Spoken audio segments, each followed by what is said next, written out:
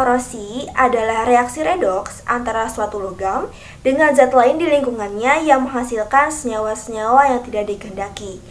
Nah, dalam kehidupan sehari-hari, korosi ini disebut juga dengan perkaratan. Kemudian, contoh paling lazim dari korosi ini adalah Di video perkaratan kali besi. ini, saya akan menjelaskan tentang faktor yang mempercepat korosi. Faktor yang mempercepat korosi yaitu ada 4. Yang pertama, kadar air di sekitar logam. Bisa dalam bentuk air maupun uap air. Semakin tinggi kadar air, maka akan semakin cepat proses korosi terjadi. Yang kedua, zat elektrolit. Karena adanya transfer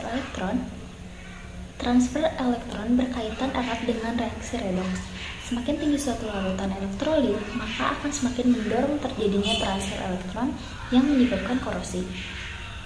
Yang ketiga, permukaan logam yang tidak rata. Ketika permukaan benda atau logam yang tidak rata berkontak langsung dengan H2O dan O2, maka proses korosi akan terjadi sangat cepat. Yang terakhir adalah suhu, di mana suhu tinggi dapat mempercepat terjadinya korosi. Terima kasih. Assalamualaikum warahmatullahi wabarakatuh. Di sini saya akan menjelaskan mengenai proses terjadinya korosi.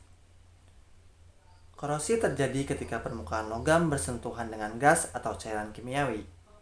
Atau secara mekanisme, korosi terdiri dari proses logam menjadi anoda atau kutub muatan positif dan teroksidasi. Faktor lingkungan menjadi katoda atau kutub muatan negatif dan tereduksi.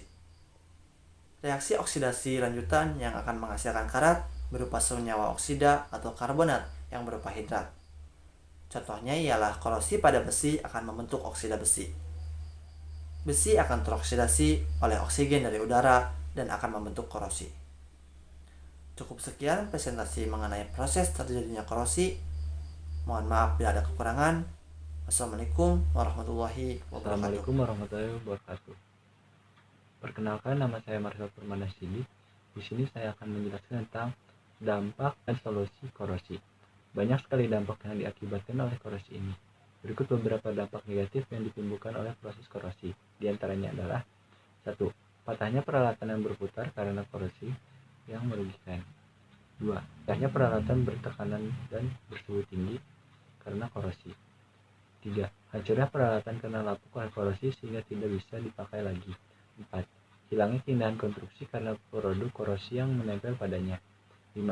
Bocor peralatan seperti tangki, pipa, dan sebagainya hingga tak bisa berfungsi optimal.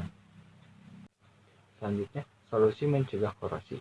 Yang pertama, mengecatnya. Yang kedua, memberi oli atau minyak. Yang ketiga, memberi lapisan plastik. Yang keempat, galvanisasi. Yang kelima, pelapisan. Yang ketujuh, pelapisan timah.